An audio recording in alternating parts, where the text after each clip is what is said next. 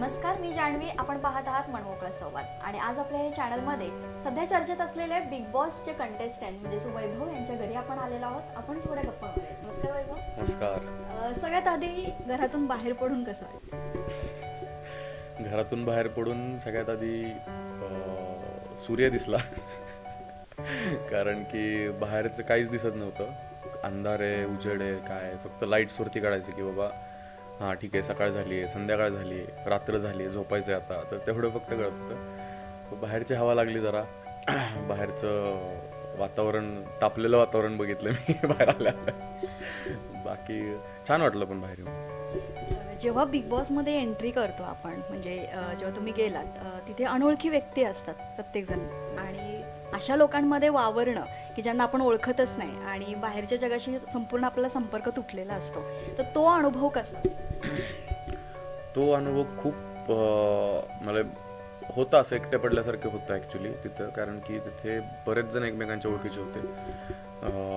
माझा फक्त ओळखीचा एकच व्यक्ती होता तिथे, सूरज, ज्याला मी आधी पण भेटलो होतो. त्याच्या मूवीच्या प्रमोशनला पण मी गेलेलो आहे त्याच्या. आणि आधी पण आम्ही भेटून मजा मस्ती केलेली. असं काही नाही की पहिल्यांदा तिथे भेटलो. तो त्याला भेटलेलो आहे अगोदर पण मी. आणि त्याच्याने माझे कॉमन फ्रेंड्स पण आहेत भरपूर. सो तो एक ओळखीचा होता माझ्या. आणि जान्हवी एक ओळखीची होती. कारण की जान्हवीसाठी मी ती जिथं सिरियल करायची, जिथं लीड विलन म्हणून काम करायची, तिथं मी साऊंडचं काम करायला होतो तिच्याकडे. सो तो एक वेगळा प्रवास होता. सो ते दोन लोक ओळखीचे होते माझे. आणि बाकी सगळे अनोळखी होते माझ्यासाठी. फर्स्ट टाईम भेटलो होतो मी. वर्षाताई, पॅडेदादा, DP दादा, अभिजित, नंतर सगळे अरबाज, निकी, असं सगळ्यांना फर्स्ट टाईम भेटत होतो मी. ना की कुठे ओळखीचे किंवा कधी त्यांना भेटलो आहे मी अगोदर किंवा त्यांच्याबद्दल ऐकले, असं पण नव्हतं. बघितलं होतं वर्षाताई ऑब्व्हियसली सगळ्यांना माहिती आहेत. DP दादा, पॅडेदादा सगळ्यांना माहिती आहेत. बाकी अंकिताला पण कधी भेटलो नव्हतं, जस्ट व्हिडिओजमध्ये बघितलं होतं. बाकी घनश्यामला एकदा भेट झाली होती अगोदर, पण घनश्यामचा एक वेगळा दरारा असतो बाहेर. सो तिकडे पण जास्त नाही. पण एक वेगळं वातावरण असतं आतमध्ये, ज्यावेळेस आपल्याला माहीत नसतं की ओळखीचं असणं आणि स्वभाव माहीत असण्यात फरक आहे. सो ओळखतो आम्ही एकमेकांना, हे सगळं ठीक आहे, पण स्वभाव माहीत नसतं ना, तिथं प्रॉब्लेम होतो. सो तो एक वेगळंच गणित तिथले कळाले मला नंतर. जेव्हा तुम्ही एंट्री केली, एक स्ट्रॉंग कंटेस्टंट असं प्रत्येकाला वाटत होतं, पण नंतर जसं रितेश भाऊ पण म्हणाले की अरबाज 2 हा जो टॅग लागला, तर त्यानंतर सुद्धा तुम्हाला असं नाही वाटलं का की काहीतरी स्ट्रॅटेजी आपण बदलली पाहिजे? हा, नक्कीच वाटत होतं. आणि त्या बाबतीत मी बऱ्याचशा गोष्टी चेंज करायचा प्रयत्न करत होतो, पण ते चेंज होत नव्हत्या माझ्या बाजूने. असं नाही की मी ते कोणाला आवडेल किंवा दुसऱ्याचं नाव स्वतःवरती घेतलंय आणि ते मिरवायला कोणाला आवडत नाही. आणि का म्हणून मिरवेन मी? एवढे आठवडे ते मिरवलं गेलं माझ्याबरोबर, पण असं ते लोकांना फक्त तेवढंच दिसते की अरे हा का करत नाहीये. तर ते एका तासात ज्या गोष्टी नाही दिसल्या किंवा दाखवल्या गेल्या नाही. प्रेक्षकांना असं वाटत होतं की तुम्ही स्ट्रॉंग आहात, तुमचं स्टँड तुम्ही घेऊ शकत होता, तुमची मतं मांडू शकत होता. मग असं बाहेर आल्यानंतर एपिसोड बघितल्यानंतर असं वाटतं का की आपण खूप काही चुकलेलो आहेत किंवा स्ट्रॅटेजी आपल्याला, म्हणजे आपण कमी पडलोय?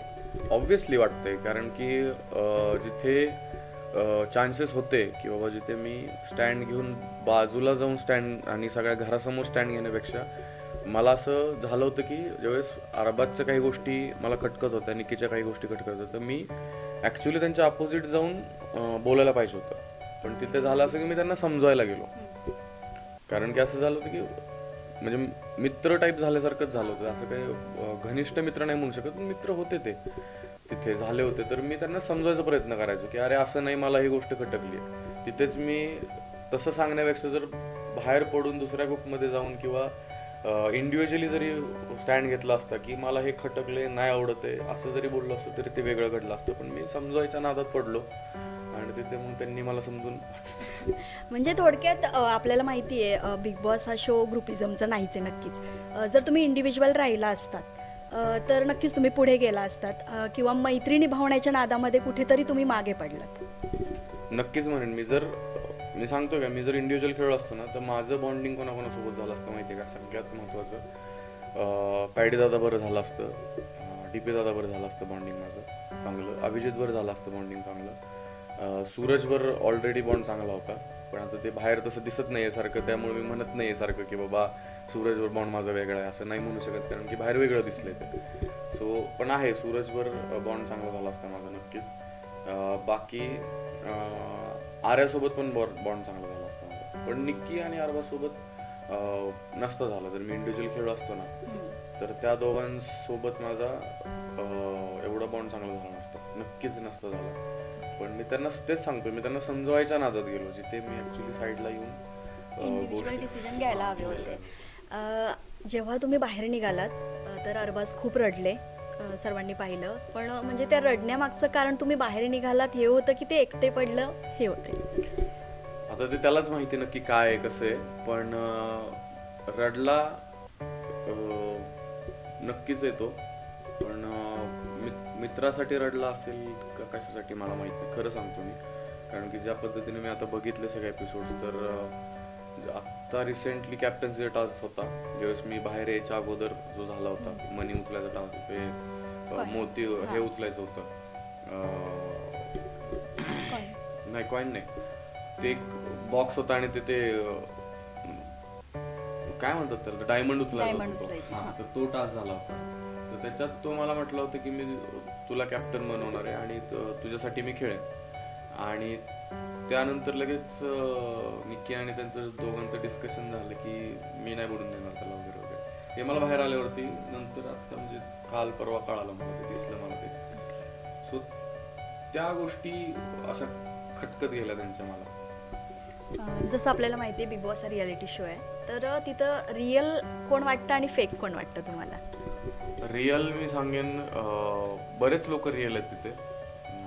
फेक असं नाही म्हणता येणार, पण काही स्ट्रॅटर्जीज त्यांच्या असतात. गेमसाठी फेक भरपूर जण आहेत तिथे. अरबाज आणि निकी हे दोघ जण, आता सगळ्यांना माहिती आहे, तो सांगतो की त्यांनी सांगितलं की मी कमिटेड आहे बाहेर, जे निकीलाही माहिती आहे, पण तरी पण ते दोघं सोबत आहेत. फ्रेंड्स आहेत असं म्हणतात, पण सगळ्यांना हे पण दिसते की फ्रेंड्सपेक्षा जास्त आहे.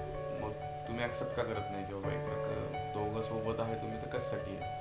कारण मी त्याला कधी पर्सनली बोललो नाही की असं तुम्ही का सोबत आहे, कारण की मला जसं कळालं की ते दोघं परत एकत्र आले आणि त्यानंतर तुम्ही विषय सोडून दिला त्यांचा, म्हणजे तुमचं तुम्ही काय गेम खेळता ते खेळायला होतं, मला तुमच्यामध्ये पडायचं नाही, आणि मी तसं सेपरेट झालो होतो. पण ते दोघं जण मला असं वाटतं की थोडंसं तळ्यात मळ्यात. नक्कीच माझा हाच नेक्स्ट तुम्हाला प्रश्न असणार होता की त्यांचं रिलेशन तुम्हाला किती रिअल वाटतं? फ्रेंडशिप असू शकते मे बी, पण गेमसाठी चाललंय, गेमसाठीच असणार आहे मला तर वाटतं. कारण की भांडणं पण त्या लेवलला होत आहेत त्यांचे. मी असं पण झालेलं की त्यांचे भांडणं चालू होते त्यावेळेस मी भांडलोय तिच्यासोबत की अरबाजला त्रास होतोय, तू येऊ नको जवळ, तुझे हे भरपूर काय काय गोष्टी घडल्या. पण तरी तो त्याच रात्री परत कॅप्टन्सी रूम मध्ये जाऊन ती अशी बोलतोय काय, तर त्या सगळ्या गोष्टी झाल्या मला नंतर बाहेरून, म्हणजे आत्ता कळालं मला ते. हा, आणि नंतर ते बाथरूम मध्ये जाऊन त्यांची चर्चा झाली, तर तिथे पण मी त्यासोबत भांडलो होतो, ते पण दिसलं नाही मे बी. तिथं पण त्यासोबत भांडणं झाले होते माझे की तू हे कशासाठी करतोय, काय करतोय, म्हणजे आम्ही काही येडे का तू यासाठी भांडतोय वगैरे, तर ते वेगळ्याच गोष्टी, ते दिसलंच नाही.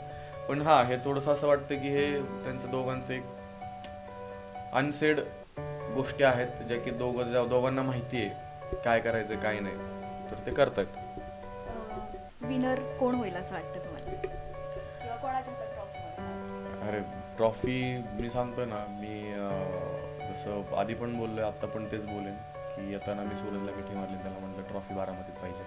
कारण की मी असंच कोणाला बोललेलं नाही आहे, बाकीचं कोणालाच, त्याला बोललोय कारण की मला खरंच वाटतं तो खूप जेन्युइन आहे. कुठे कुठे चुका होतात त्याला तिथं मी भांडलो त्यासोबत, किंवा जिथं असं वाटलं की बाबा मला तो काहीतरी वेगळं काहीतरी बोललाय मला, तर त्यात राग पण निघालाय मला त्याच्यावरती. असं नाही म्हणणार की मी फुल फ्लेजेडली त्याला एकदम तिथे सपोर्ट केला, पण बाहेर येऊन तर करूच शकतो ऑब्व्हियसली, कारण की आहे तो जेन्युइन तेवढा. जेवढं आता ज्या गोष्टी एकदम साध्या मुलामध्ये असल्या पाहिजेत त्या गोष्टी आहेत त्याच्याकडे, आणि जेवढा तो साधा आहे तेवढाच सरळ आहे, तेवढाच प्रेमळ आहे, आणि तेवढंच स्पिरिच्युअल पण आहे, देवाला मानणारा. म्हणजे नाही का, सगळ्या गोष्टी एकदम चांगल्या आहेत त्याच्यात वाईट म्हणण्यासारखं काहीच नाही त्याच्याकडे. निकी आणि आर्याचा जो आता इन्सिडेंट झाला, तर आर्या खूप स्ट्रॉंग आहे आणि त्यानंतर ती बाहेर आली आता, तर त्याबद्दल तुमचं काय मत आहे, म्हणजे किती फेअर आणि अनफेअर आहे? डिसिजन आता जे काही घडलं तिथे, तर तिथे नक्कीच म्हणेन मी की आर्याने हात उचलला नसताना तर ती तिच्या पद्धतीने एकदम फेअर गेम खेळत होती. कारण की सगळ्यांना माहित होतं तिच्यावरती जाणून बुजून पोक केलं जात होतं तिला. मलाही दिसत होतं ते. तिने बराच वेळा एक्सप्लेन पण केलं की बाबा ह्या टास्कमध्ये असं असं केलं, ह्या टास्कमध्ये तसं तसं केलं. पण तिथे झालं असं की बिग बॉस 2-3 वेळा तिला बोलले की तू टास्कमध्ये घडलेल्या गोष्टी वेगळ्या असतात आणि तू जाणून बुजून हात उचलणं वेगळं आहे. सो तिथे पण बऱ्याच जणांचं कन्फ्युजन झालं की खरं कोण खोटं कोण. सो आतमध्ये वेगळं गोंधळ चालू होता सगळ्यांचा. पण मला वाटतं तिचा राग योग्य होता, ती जी करत होते ती योग्य होतं. फक्त ते हात उचलणं चुकीचं होतं मला असं वाटतं. बाकी सगळं ओके चाललं होतं तिच्या बाबतीत, कारण की ती ज्या पद्धतीने खेळत होती, ती एकटीच होती जी निक्कीला सारखी टक्कर देत होती आणि ते सगळ्यांना माहीत होतं. असं काय त्यात हे नाही आहे की दुसरं कोणी नव्हतं. आता ऑब्व्हियसली जान्हवी पण तिला चांगली टक्कर देते आणि जान्हवी मला वाटतं निक्कीपेक्षा स्ट्रॉंग आहे गेमच्या बाबतीत पण आणि बोलण्याच्या बाबतीत पण. सो आर्याचं पण असं मला वाटतं की जो रूल आहे तो मोडला गेला आहे, फक्त त्याच्यामुळे बाहेर आहे. बाकी मला नाही वाटत की ती बाहेर गेली असती लवकर. ती टॉप 5 मध्ये 100% होती. बिग बॉसच्या घरामध्ये गेल्यानंतर काय असं शिकायला भेटलं की जे रिअल लाईफमध्ये खूप उपयोगी पडणार आहे? भरपूर गोष्टी आहेत ज्या रिअल लाईफमध्ये उपयोगाला पडणार आहेत माझ्या. जिथे माणसं, आपण म्हणतो ना माणसं ओळखायला शिकलं पाहिजे. तर ते सगळ्यात मोठी शिकवण असेल माझ्यासाठी. मी 10 वेळा तरी विचार करेन आता पुढच्यावर बोलताना किंवा पुढच्यावर ट्रस्ट ठेवताना. तर ते एक जमलं पाहिजे मला असं वाटतंय. आणि ती सगळ्यात मोठी शिकवण असेल बिग बॉसकडून मला तरी. आणि काही गोष्टींचं स्टँड घेणं खूप गरजेचं असतं हे पण तिथूनच कळालं मला. सो आता ते हळूहळू माझ्या रिअल लाईफमध्ये पण चेंजेस होतील, जसे गोष्टी घडतील तसं ते आत्मसात होईल माझ्याकडून मला असं वाटतंय आणि प्रयत्न करेन त्या पद्धतीने. नक्कीच तुमच्या प्रयत्नांना परमेश्वर यश देवा आणि तुमच्या पुढच्या वाटचालीसाठी खूप खूप शुभेच्छा. तुमचा वेळ दिला त्याच्यासाठी खूप खूप thank you Vaibhav. Thank you so much. Thank you. आणि जान्हवीला पण असा सपोर्ट करा.